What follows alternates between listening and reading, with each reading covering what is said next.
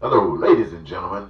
This is Eddie Marcus again, and I'm here for the same reason that I'm constantly coming back, and that is to see if I can be instrumental in allowing the Spirit of truth to be used right through this mouth of mine and through the things that I am engaged in to the degree that it can serve as a brightening and opening light to all of you brothers and sisters who yearn to be free. Today I want to spend just a moment talking about why, and I'm sure you ask yourself this all the time. Who do I think I am that I can stand here before you and mouth off and expect you to pay attention to it? Who? Where is this? The audacity of hope? Well, ladies and gentlemen, I tell you, when you're walking with what you got it. And if I'm walking with truth, I got it. And if truth keeps me moving forward, I got it. And if I got it, here I am, and here I am. I want to share something with you, ladies and gentlemen. I want to take you back a little bit, maybe around 1979. That was a wonderful time in my life. I had, wanted to be a movie star, acting, singing, dancing, the whole works. And I enjoyed making people feel good, and I enjoyed the applause I got. And I was looking forward to the financial reward so that I could live the kind of life that, hey, you know what I'm talking about.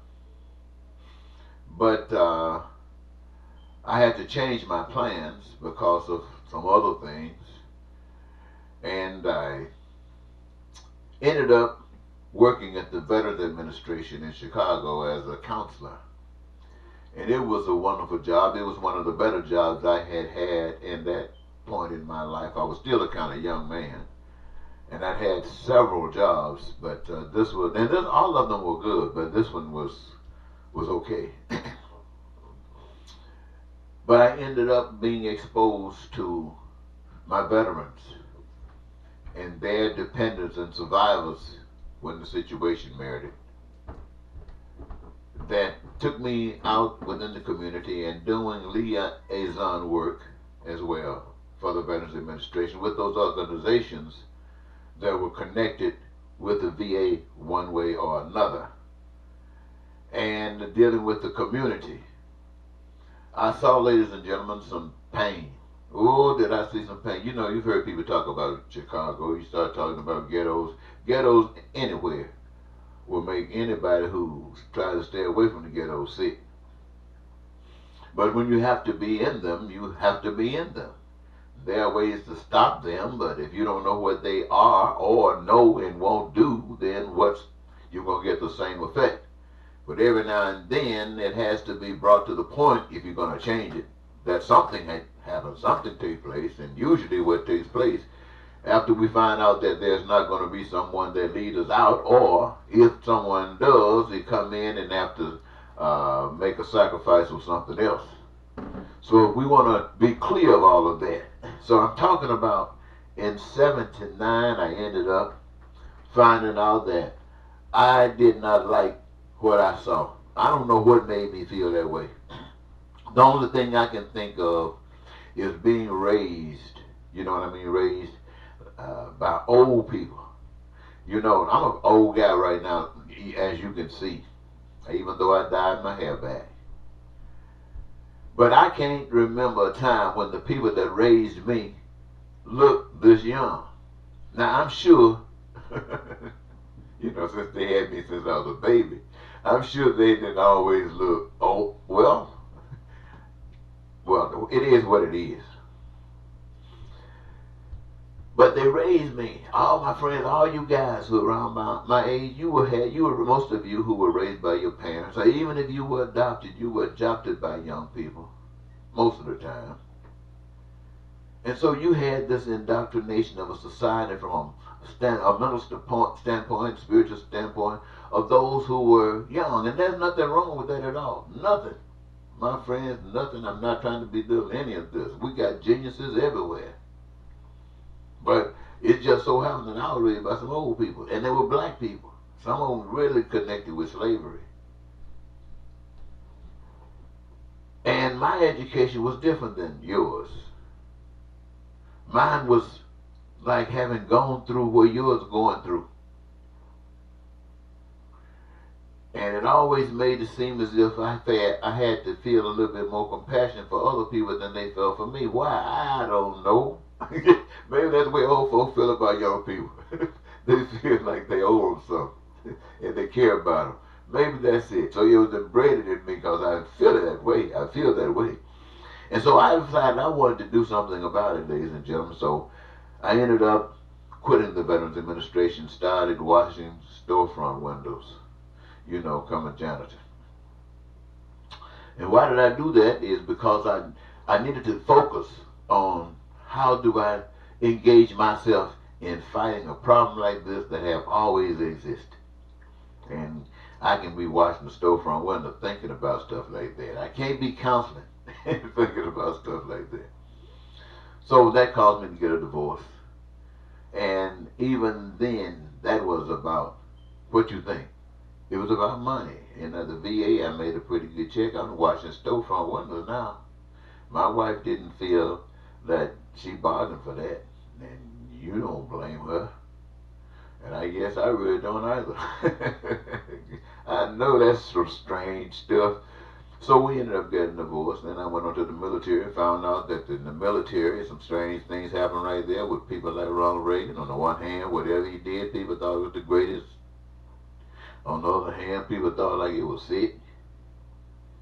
So I ended up seeing beyond this. I saw working for both, working for everybody. And anybody that was working on a bias tip just didn't go for me. So I turned that loose. And so what I've actually been doing, ladies and gentlemen, at least for the past 36 years. Let me see. Make sure I don't get off my subject. Oh, yeah. What I have basically been doing for the past 46 years, 36 years, is this. I know what it means to believe in God. I know what it means to believe in religion and all that faith and stuff in Jesus Christ. I know what that means. But I also know that there's a difference between believing and knowing. It's like believing that Christopher Columbus discovered America. Then you start doing your research and you find out he didn't. So what you're being exposed to is what you're learning. But if you engage in something that takes you deeper into that, you might discover that you might not know what you think you know. And that has its benefit. That's what we call education. Making you better at whatever it is that you do. So let's not knock education, because if you don't have it, you can be tricked. You can't read. That's why they don't want you to learn how to read. So they can everything. Can you imagine sending all the words, telling all the communication right amongst you, and have it written right there? But you can't read a thing. Lack of education. Take advantage. Now, that isn't the way the system is supposed to work. That comes from exploitation. That's why if the system worked the way it was supposed to, you'd be educated. Anyway, ladies and gentlemen, the system was designed by power. And I'm jumping ahead because I want you to understand this. Let me just go and get to it for the time pass. Wow, time passed fast. The system was made by a power that's invisible. Everything that we can identify through the senses that we have exists by a power that's invisible. Even our existence and our abilities, all that comes from a power that's invisible. So we don't have any control over anything except what we think we do. And the things that we think we do are those things that we decide we're going to go off and do what we want to do. what we want to do. When I say we want to do, we don't care what the outcome is about others. We want to do it. See, if we cared, then that is the path that the original design, that is the human spirit working for one another, for the human spirit. That is why everybody got a career of their own choosing, that was given and designed for them before inception. That when they come here on this planet, in this body, in these forms, they can assist, they can aid themselves, they can play a part in the production of all the goods and services that are essential. And ladies and gentlemen, to make your story short, is that you get, because you engage yourself in the process of creating all the stuff that is created, you are entitled to carte blanche.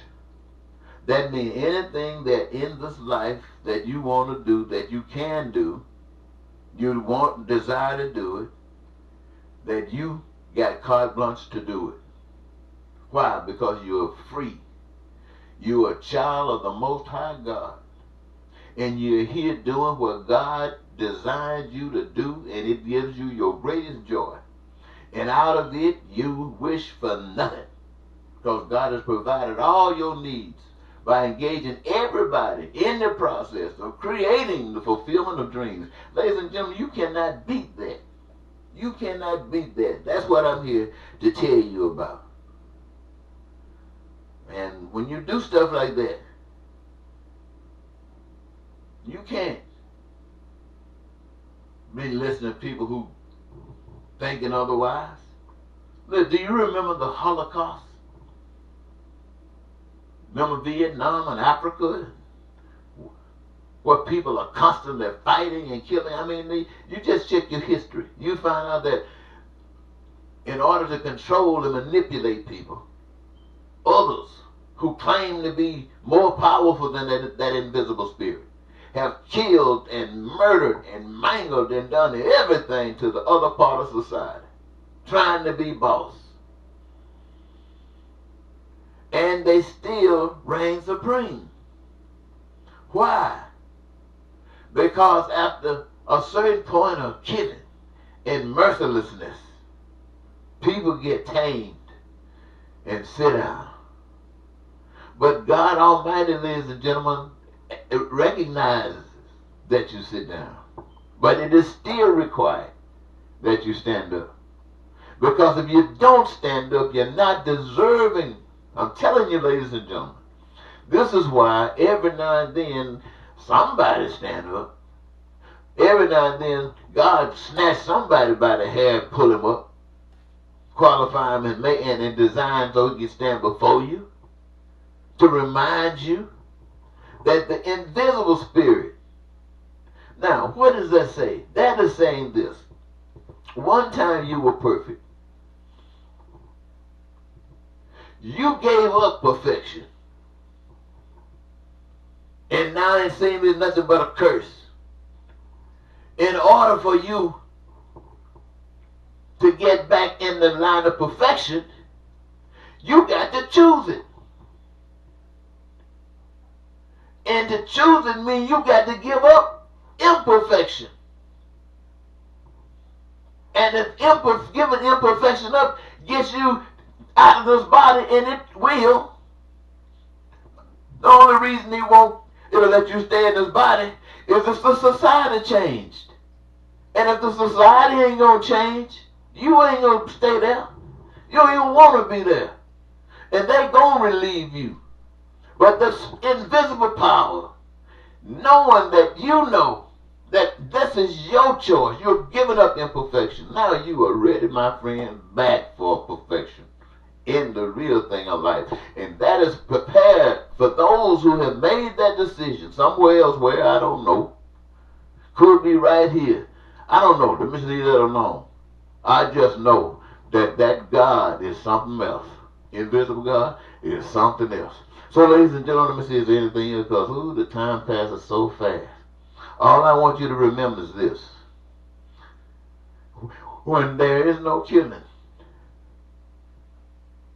when there's no killing for people standing up for stuff or believing that society is on the right, when there's everything just smoothing on, it is because, not because we've progressed in anything, it is not because we've achieved anything. The only thing we have achieved is those who have resisted are now tamed. You're tamed. You don't do things for 1 minute. But I want you to know that when we think about the society that we live in, Trump couldn't fix it, can't fix it. Let me tell you. Society. Let me see if I got anything on this other page before I go over there and start running around. Oh, well, let me just go over what I'm doing. Trump could not, as I mentioned.